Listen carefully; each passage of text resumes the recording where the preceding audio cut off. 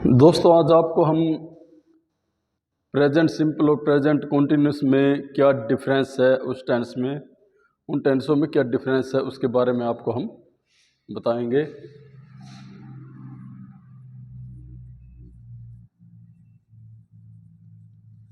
Difference between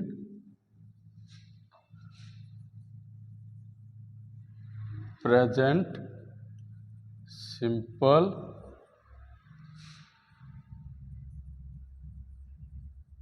present continuous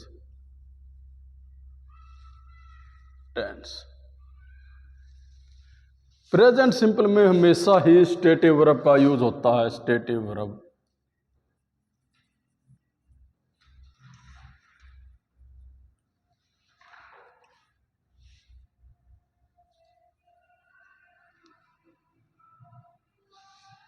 present continuous में dynamic verb, इसको action verb भी बोलते हैं। एक्शन जैसे रन, प्ले, ऐसी जो जो हमें देखने से ही पता लगता है कि भाई उसमें कंटिन्यूटी है। वो ऐसा नहीं है भाई, जो हमने पहले स्टेटिव वर्ब सिखाई आपको, अलग से लेक्चर बताया है, आप वो याद करें, आपको पता भी लग जाएगा। मगर डायनामिक वर्ब बनी ऑटोमेटिक होती है, जो है ना कंटिन्यूटी में, जो एक्शन में है, जो चलती रहती हैं।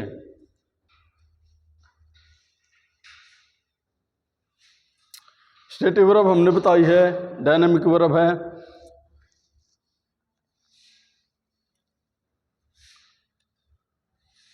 एक जो अंतर है ना, इसमें सबसे बड़ी दिक्कत आती है बच्चों को।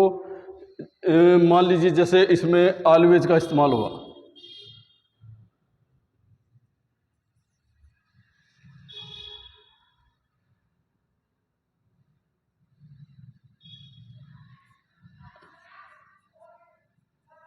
ऑफन, यहां भी ऑलवेज और ऑफन का इस्तेमाल होता है।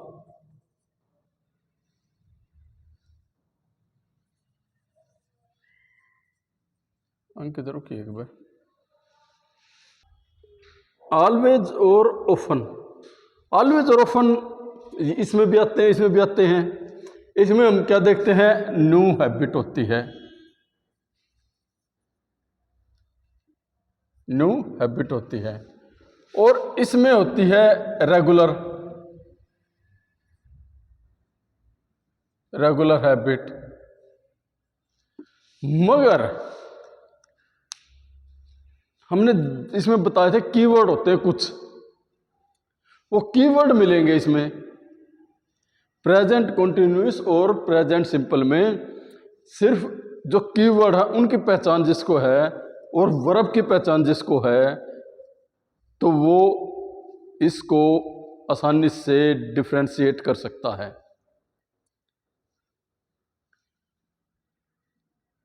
रोक अंकित। प्रेजेंट कॉन्टिन्यूअस टेंस हमने कीवर्ड लिखे। प्रेजेंट कॉन्टिन्यूअस में कीवर्ड है जैसे एट प्रेजेंट, नाउ, स्टिल। ये कंडीशन दर्शाते हैं कि भाई वो ये टेंस है, प्रेजेंट कॉन्टिन्यूअस टेंस है, क्योंकि ये सिर्फ इसी में मिलेंगे। For a few days, at moment,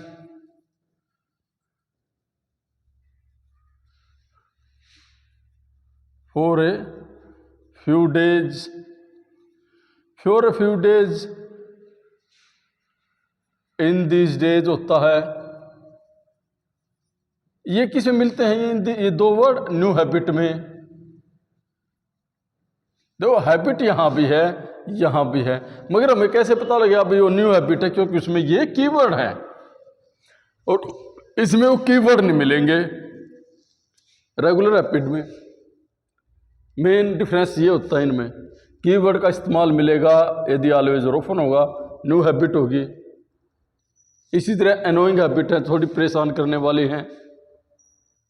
तो ये अंतर होता ना, ये हमेशा में डिफरेंशिएट करना सिखाता है। कॉन्स्टेंटली, ऑलवेज, फॉरएवर, ये हमेशा few days, in this days में हमेशा ही मिलेंगी।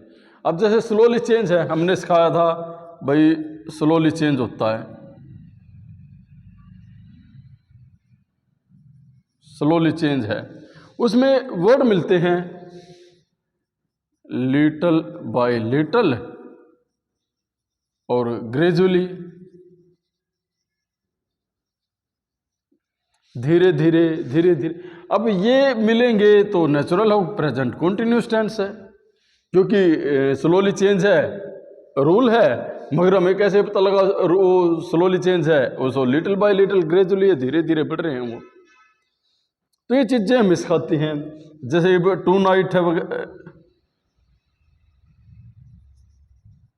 दिस वीक, दिस संडे, कुछ भी, दिस मंथ, दिस ईयर, ये कॉन्टिन्यूटी को दर्शाते हैं।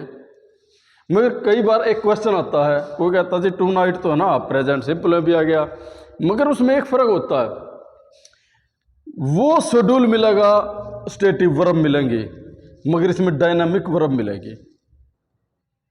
आपको स्टेटिव वर्ब मैंने पहले सिखाई है, तो ये मिलेंगे, तो उसका एक अंतर भी है, उसमें स्टेटिव वर्ब मिलेगी। और यदि स्टेटिव वर्ब नहीं है, ये डायनामिक वर्ब है, तो टू नाइट है तो वो प्रेजेंट कंटिन्यूअस टेंस है। इसके मेन अंतर सिर्फ और सिर्फ स्टेटिव वर्ब और डायनामिक वर्ब का है, और उसके साथ ये कीवर्ड दिए गए हैं, इनका है। जिसको ये समझ में आ गई वो उसको ये टेंस समझ में आ गई। मगर फिर भी आपको ऐसा लगता है तो एक सिंपल हाल लेते हैं हम, जैसे आई confuse, I confirm, I am confirming. अब ये कहे भाई इनमें से कैसे पता लगे सिंपल है? जब हम इसको स्पीकिंग में लेते हैं ना, और मान लीजिए स्पीकिंग में लिया, तो ये ऑटोमेटिक है आई कन्फर्म। भाई कन्फर्म हम कौन सा करते हैं? भाई जिसका हमें पहले से ही पता है, कहीं ना कहीं हमें इसके पास्ट का पता, हाँ भाई मैं कन्फर्म करता हूँ ये सही इंसान है। कन्फर्म, या टेस्टिमनी, गवाही देते हैं हम, टेस्टिमनी कोर्ट में, आई कन्फर्म, जो सबूत होते हैं, भाई वो आपने पहले ही से सबूतों का पता, इसलिए आपने कन्फर्म किया। मगर आई एम कन्फर्मिंग का मतलब है भाई आप अभी तक डाउट में हो, बस उसको कुछ देर के लिए आप देख रहे हो भाई ये सही है कि नहीं है। इसमें क्या होता है, टाइम लिमिट है। टाइम लिमिट कैसे?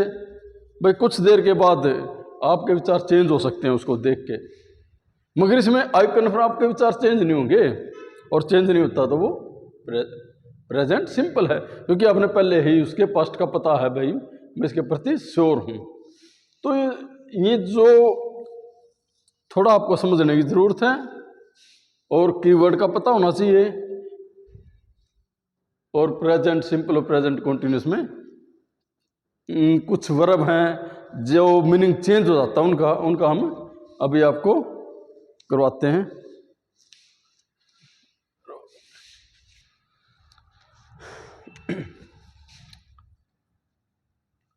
स्टेटिव वर्ब,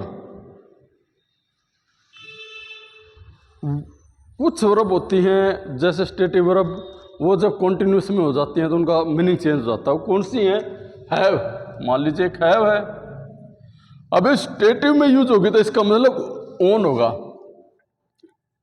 ओन का मतलब मालिक, मैं उस चीज का मालिक हूं। जैसे I have a red car, मेरे पास कार है। मगर जब इसका कॉन्टिन्यूस टेंस में यूज होगा तो इसका मतलब होता है टेक, कह सकते हैं आप, टेक, लेना।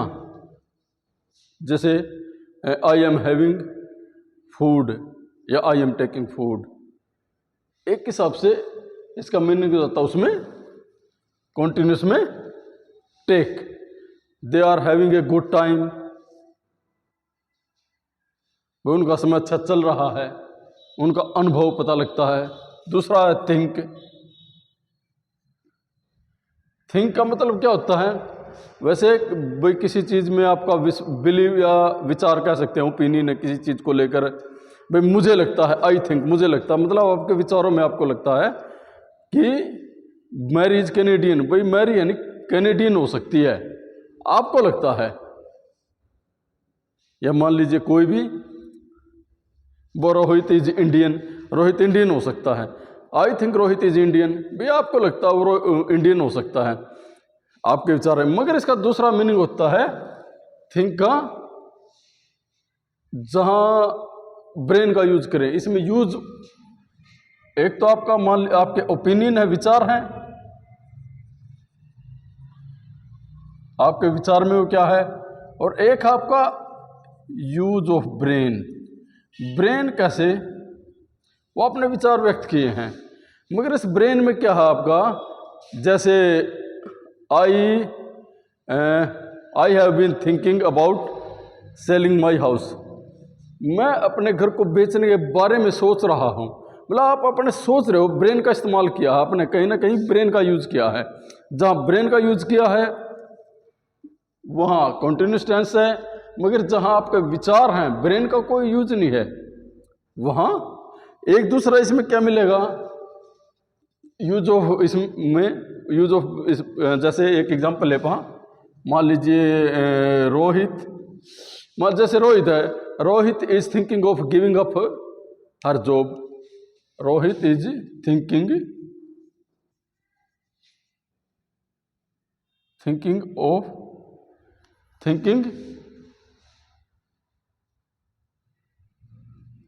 Of giving up her job, thinking of giving her job, भाई वो अपनी जॉब को छोड़ने के बारे में सोच रहा है। क्या किया उसने, ब्रेन का इस्तेमाल। तो उसके साथ क्या मिला, थिंक ऑफ, थिंक अबाउट, अधिकतर ये चीज़ें मिलती हैं जब कॉन्टिन्यूस का इस्तेमाल होता है, क्योंकि कॉन्टिन्यूटी को दर्शाता है, अधिकतर ये मिलेगा। मगर यहाँ तो आई थिंक, बस मेरे विचार में,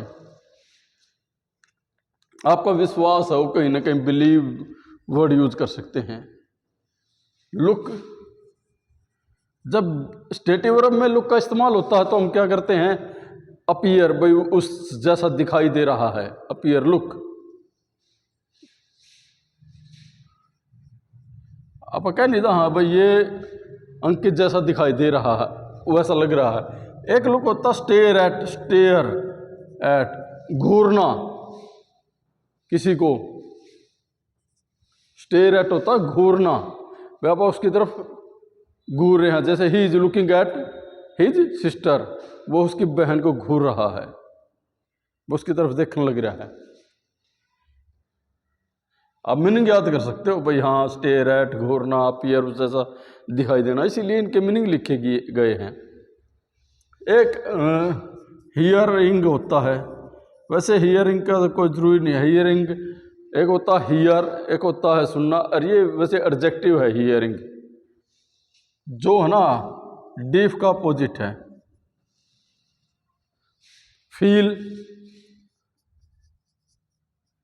फील होता है एक महसूस करना, एक होता है हाथों से महसूस करना, अपने ओपिनियन देना, एक होता है अपने ओपिनियन देना,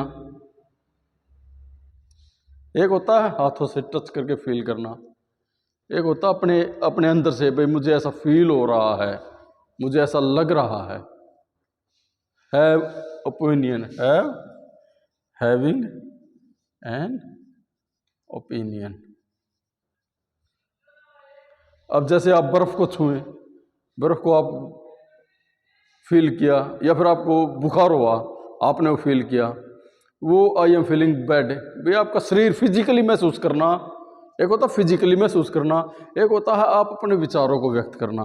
फिजिकली महसूस करोगे, आई एम फीलिंग वोमिटिंग, भाई मैं वोमिट महसूस कर रहा हूँ, जैसे भी, तो इस तरह होता है। तो ये दो तरह के नियम हैं, आप मीनिंग याद रखें इनका, तो आप थोड़ी प्रैक्टिस करेंगे तो क्लियर हो जाएगा। सी, एक सी होता है मिलना, विजिट, एक होता अंडरस्टैंड। अंडरस्टैंड नहीं होता, आई सी व्हाट यू मीन, आप क्या नहीं देख रहे? आई सी, हाँ मैं जानता हूँ तुम क्या कह रहे हो, I see what you mean, by understand, मैं समझता हूँ भाई तुम क्या कह रहे हो। अंडरस्टैंड, विजिट, विजिट हम कहते हैं ना, she is visiting a doctor, वो डॉक्टर से मिलने गया।